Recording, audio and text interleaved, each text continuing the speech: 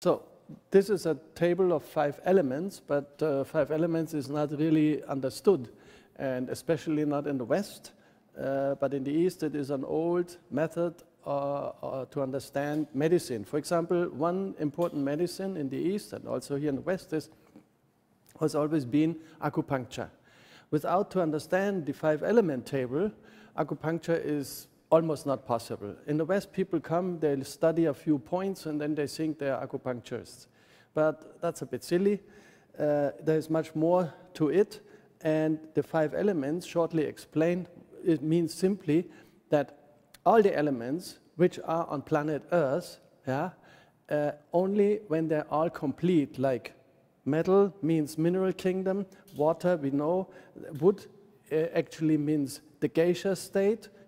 So these things, metal in the water, which the sea life is full of minerals, and in the water, and that means there's life possible, because where are minerals in the water, what happens? It's simply that electrolytes, energy can flow. And that started 4 billion years ago. Then water was creating finally some life. Life is this actually where the first gaseous states were up. 2 billion years before our time, we didn't have any oxygen. It was a planet only of nitrogen. Oxygen came much later. And with these 2 gaseous states, because in our body we have 2 kinds of bacteria. One lives with nitrogen, the other one lives with oxygen. So both are belonging to the life, and that creates energy by burning combustion. So it's called fire. And to understand fire, we have a temperature in our body. Every body cell creates 36.7, which is quite warm. We know that when we're outside. 36 is hot, right? But still, many people freeze with this temperature. So something wrong with that. So fire is important, and where fire is created, then finally, after the fire comes the assemblance of these 4 elements, and Earth's element is actually when all 4 come together. So this is nothing really like what has to do with philosophy. It's more. It's to understand how the circles of life are.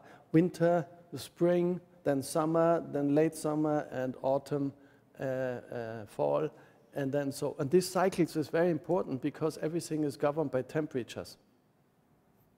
Now, to know more about this, we could understand that these cycles here, for example, also refer to different organs. Which water organ is quite easy to understand. Which could that be? That a kidney and bladder. Wood, which is liver and gallbladder. Fire, quite easy. Fire is heart, small intestine. And then after that comes pancreas, stomach, and spleen. And then we go back down again here, and that's this large intestine and lung. So when we see this table here, and I put my body in front of it, then it's exactly what we have. Kidney, liver, heart, pancreas. And this is nothing else. This table here actually is nothing else but our own body, right? And each of these organs, which are actually fitting in one of them, like liver into wood. And what does the liver like to eat? It likes to eat a lot of green stuff, right? So each of these elements is completely different as a treatment if we come to treat with food, which in the ancient time, Ayurveda and the Chinese 5-element, they had before 150 years, we had simply no pharma.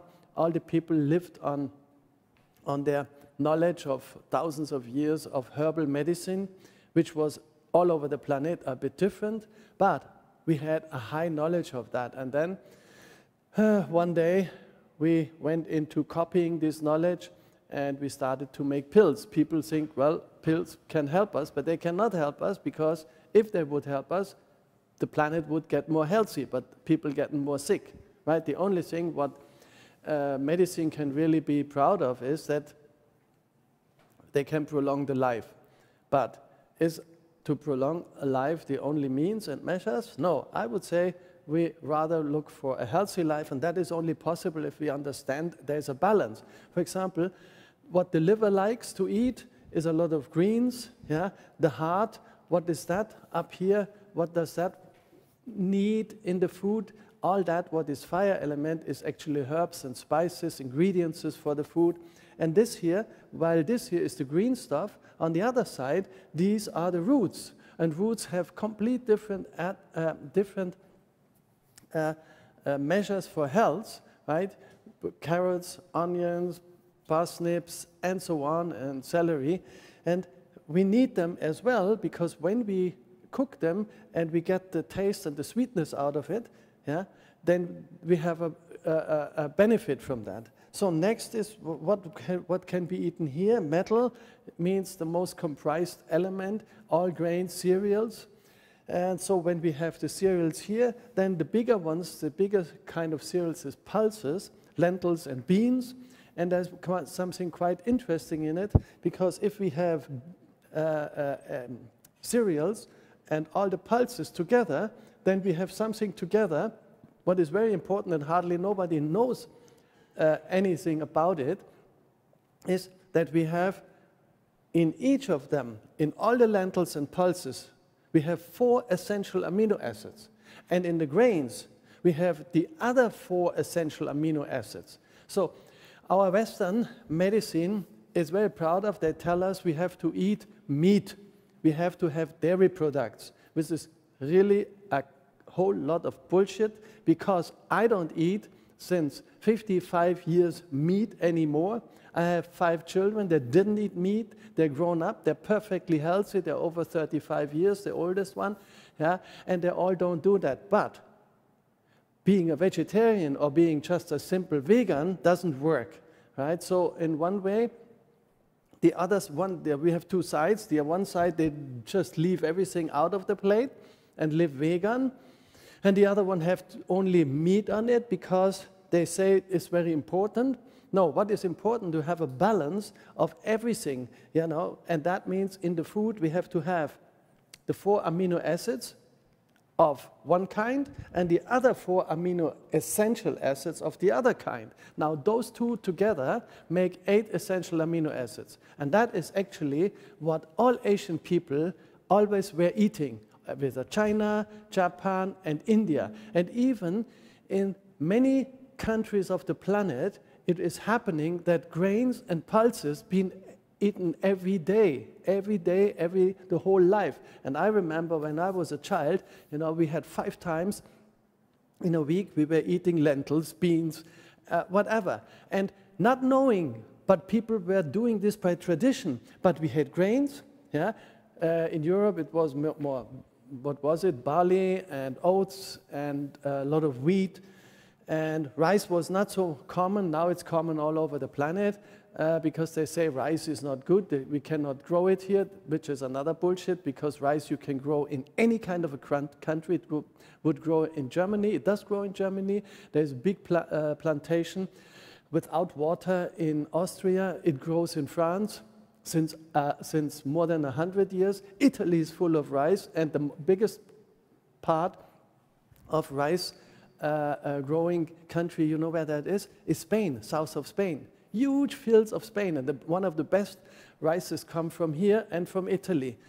So rice is one of the most fantastic cereals because its gluten is very, very little, and it does not leave traces of anything that we have when we eat a lot of wheat. Even in India, we're seeing 2 kinds of people. They ate a lot of wheat. They're all big and fat. And those ones who eat rice, they have a nice and slim body. So what is it? The gluten in the wheat is really something that is not so healthy. If we eat a little bit of it, it's fine, you know, but people do not know what is little and what is much.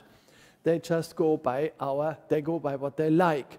But it's better to go by what we know, what is right and wrong. So nobody is telling you, it's not taught even really properly, that when we eat lentils and when we eat grains together, and we don't have to do that like every day, but if we do it 5 times a week, and there is something involved in it, we can have tempeh and tofu. But tofu has a big story about it that soya beans are not healthy. Unfortunately, yeah, the Chinese been eating since 5,000 years tofu every day, and when I lived in India and in China, and that was 45 years ago, they had only tofu. There was no meat. And China, Japan, and India was making themselves tofu every day. They had soya beans, and these soya beans were not genetically modified.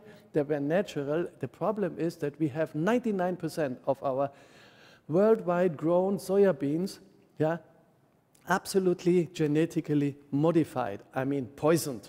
And on top of it, with what is it done? With a lot of estrogens, because it enhances the speed of growth. So we are wondering why everything is growing fast, including cancer, and the studies have been made that when you eat tofu, yeah, it can enhance cancer. So, funny enough, that all those people in the West who got cancer never ate tofu, right? So, and those ones in the East who did eat tofu never had cancer either. So, very paradox. But people believe that what is written, and unfortunately, what is written and what is published is not that what makes sense, because it's not published by science, it's published by marketing and interest. So here, coming back to this here, very simple understanding. We have beans, but when we have beans, then people say we have to have a lot of gases produced. Naturally, if you don't know how to cook the beans, first of all, they have to be soaked. They have to be a long time soaked, a good time. They have to be very soft, and then there has to be at least 10% oil on the amount of beans you have cooked. If you don't have that oil on it, there's simple one fact with it. And I remember when I was a child, and that was in the 50s, there was from Europe the first big campaign done to Africa, to Africa, because there was a drought and many millions of people were dying of hunger. So what did Europe do at that time, already making money and being, wealthy? They sent shiploads full of lentils and beans to help them, and which is wise, because beans are rich. Beans have carbohydrates, they have proteins. And you know what happened? And this story is known as Biafra. You might have heard Biafra. Yeah, the elder ones, they know that. And what happened actually with all those, with that aid, because shiploads of, thousands of tons of beans, good beans, were sent to them. And all those ones who ate these beans, you know what happened to them? They died. And you know what? The stomach exploded inside. That was torture for them. And then the West was wondering, what is wrong? We sent them good food. Why did they die from these beans? And you know what? Then I found out these beans don't have any fatty acids, because amino acids cannot be digested without fatty acids. So when we eat meat, we have enough fat in the meat, so we don't worry about the fatty acids, yeah, because they are there, plenty, right? But beans not. And since then, it's even taught. And when I came back from India, and I was 1983, then I lived in Hamburg, I studied nutrition, and they knew this, and that is where I read it. And they made a clear statement, and the World Health Organization proclaimed, you have, when you eat beans, and when you want to be a vegetarian, you have to have at least 10% of oil in your beans. So you might think 10% oils in the beans is a lot. If you have, for example, you have 1 liter of lentils cooked, and you add a cup full, which is a teacup full of oil into it, everybody freaks out and says, wow, this is too much. Here, tell you what, it's too little even. Because when you don't put this 10% onto it, you will have immediately a big problem, and that is called pain and gases, and you cannot digest it. So, but here we go. Now everybody comes and says, yeah, but I must refrain from a lot of fat and oil and all this, it's not good, which is absolutely nonsense, because we have to have it when you want to be a vegetarian.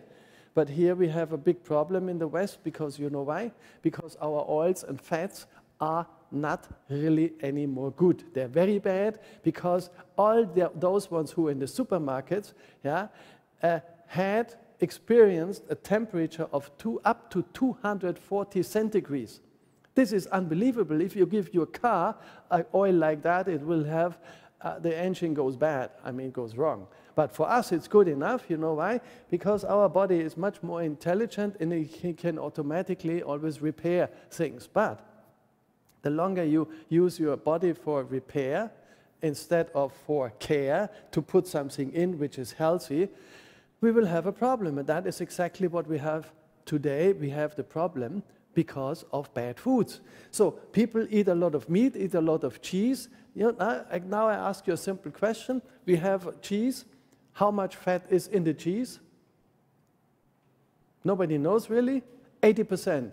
At least. Why? 100-liter milk, makes 10 kilo of cheese. 90% of water had been evaporated. So what is left? Milk only has 5 or less than 4% of fat. But if all water is gone, these 4% eventually end up to be 100%. Right? So 100% would be very hard and very dry. Fact is, every cheese has 80% fats hidden in it, but these fats are bad. You know why? Because the cheese had been heated up of 80 or even 120 degrees, because if it's milk powder, it was 120 degrees. So it's bad. It's absolutely bad because oils are the most essential food for our well-being. And all these oils which we have, and it's known that the oils are #1 killer in health.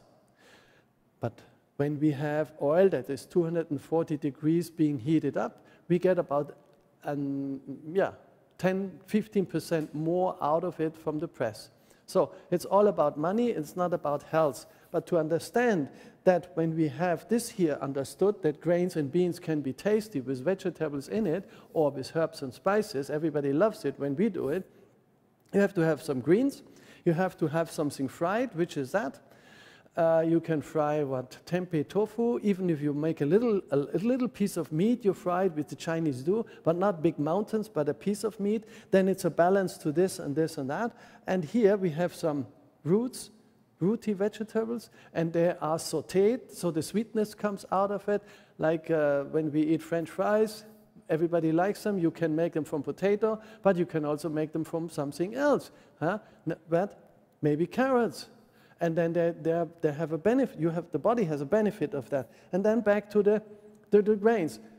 If you look at it, everything in this 5 element is in it what we need to live.